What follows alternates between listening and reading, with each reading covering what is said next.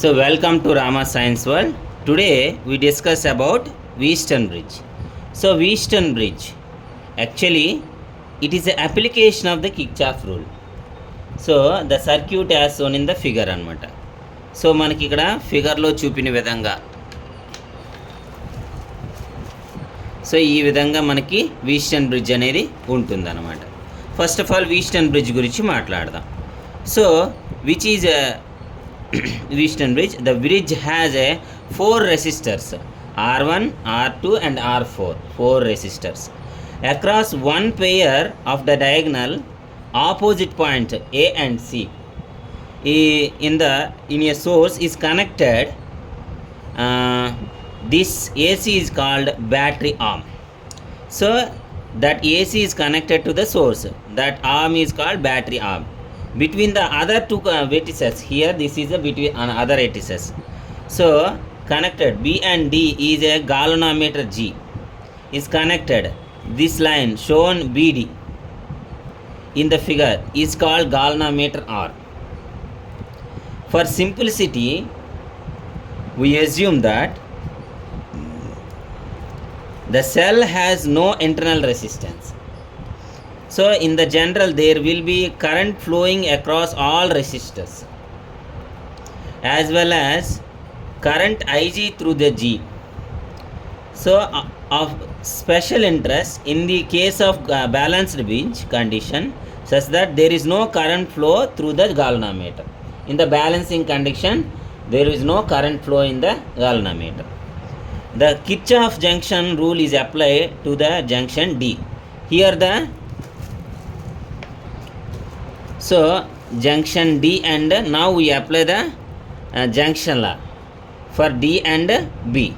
So what is that? Here I1 is entering to the junction and Ig, see here I2. So there is no current because not mentioned, that's what 0. So I1 equal to I2. See I1 equal to I3, sorry. Here I2 is entering to this junction and I4 leaving to the junction. That's why I1 equal to I3. Next I2 equal to I4. So as for we apply the Kirchhoff loop rule to close loops A, D, B, A. So this is A, D, B, A. Another one C, B, D, C. The first loop gives, here we move as for the sign convention rules, C, A, D. So that's why we move in the same direction of the current. Potential we take the plus minus sign. So minus I1 R1 plus here 0. There is no current. That's why we put 0. Plus here we move along opposite to the current. That's why they wrote plus I2 R2 equal to 0. Similar things here also. So here by substituting here I1 means I3. So I2 means I4. So after substituting, so we get these equations. I1 by I2 equal to R2 by R1.